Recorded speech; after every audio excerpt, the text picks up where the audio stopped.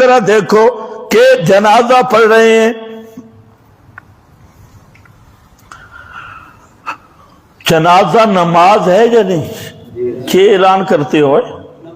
نماز جنازہ، نماز جنازہ، نیت بھی اسی طرح کرتے ہو نا؟ اگے نیت نہیں پوچھتا کیونکہ مماتیاں دا مسئلہ ہے۔ نماز جنازہ کیوں کیا کہتے ہو؟ نماز جنازہ دعا واسطے حاضر نہ کرو، بس پیر دے جنازے دی کی نیت ہو۔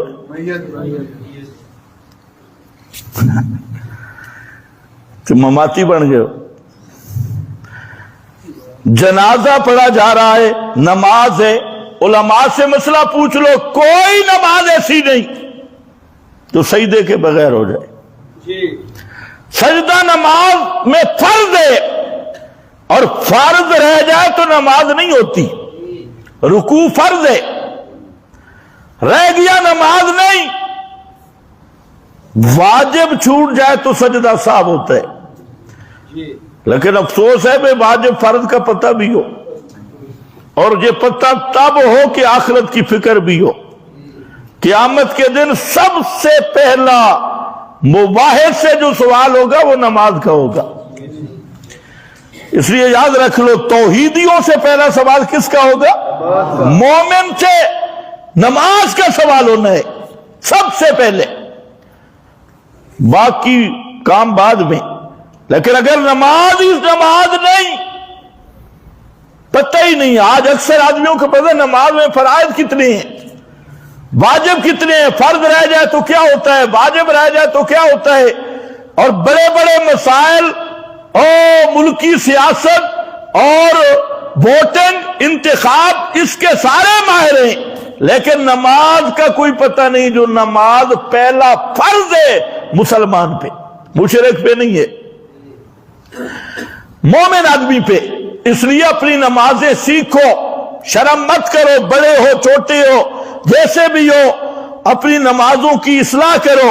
تمہیں پتہ ہو نماز کے مسائل جاننا یہ فرض ہے، کیونکہ نماز سب سے عام چیز ہے۔ ایک آدمی کو نماز کے مسائل ہی نہیں آتے، وہ نماز کیا پڑھے گا؟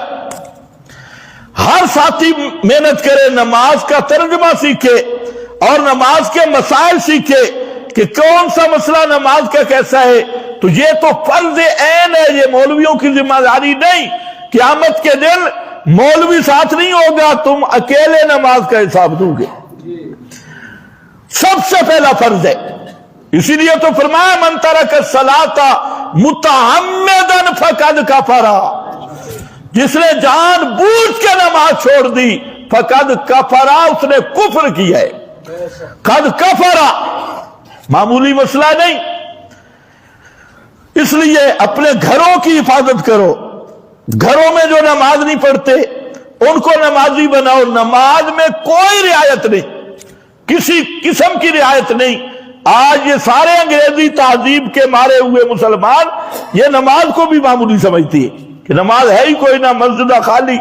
اور یہی وجہ ہے کہ آج اگر مسلمان ہوتے تو آج اتنی بڑی بے غیرتی مسلمان برداشت کرتا ہے جو آج ہم کر رہے ہیں۔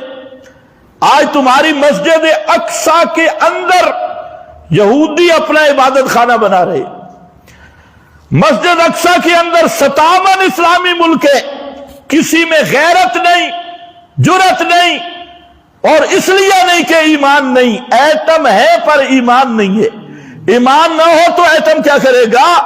اور وہ صہیونی یہودی دہشت گرد وہ 11 مہینے ہو گئے مسلمانوں پہ آگ برسا رہے ہیں، پانی بند، روٹی بند، سب کچھ بند، بچے ہزاروں کی تعداد میں 2 لاکھ کے قریب لوگ شہید ہو چکے ہیں، اور ان میں اکثر بچے، عورتیں، دوائیاں نہیں، ہسپتالیں بند ہیں، لیکن 57 اسلامی ملک بے غیرت بن کے بیٹھے ہیں۔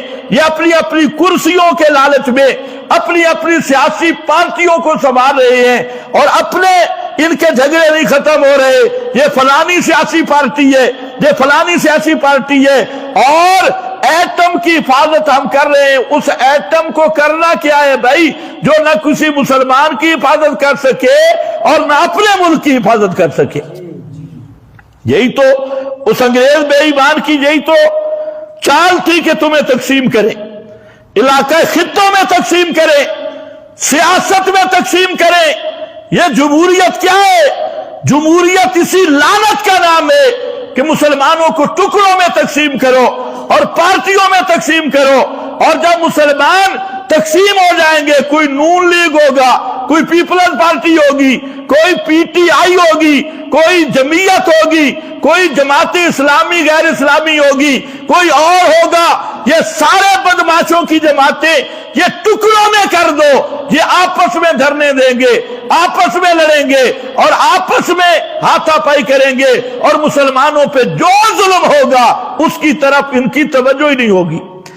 آج سارے اپنا ووٹ بچا رہے، ساری پارٹیاں۔ اب تو یہ چاہیے تھا اگر یہ مسلمان تھے اور اسلام کے نام پہ ووٹ لیتے تھے، اس سے اوپر کیا بات ہوگی؟ اب تو بی بی سی جو انہی کا ایک ادارہ ہے انگریزوں کا، اس نے پوری رپورٹ شائع کر دی کہ اصل اسرائیل کا مقصد مسجد اقصی میں یہودی عبادت خانہ بنانا ہے، اور اب انہوں نے حملہ بھی شروع کر دیا۔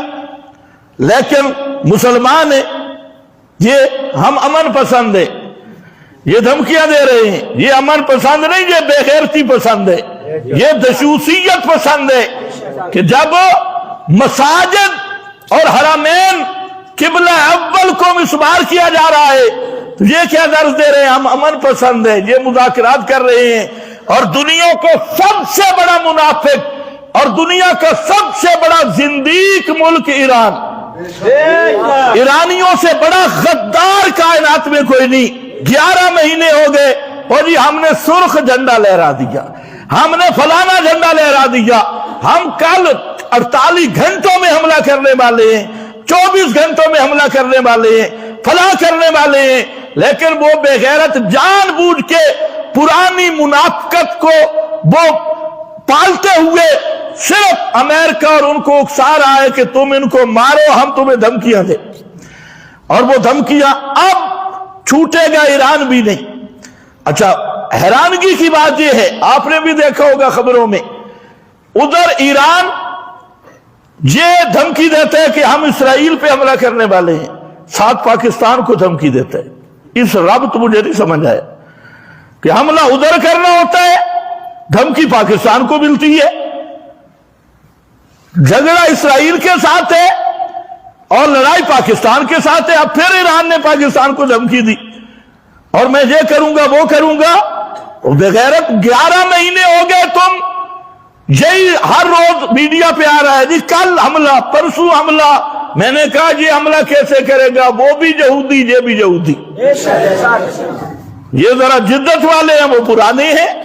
تو اس لیے یاد رکھو کہ مسجدیں آباد نہیں ہوں گی تو یہی ہوگا، مدارس چھوڑو گے، سکولوں میں جاؤ گے، ایمان کی حرارت ختم ہو جائے گی، اور یہ ایمان کی اب حرارت ختم ہو گئی۔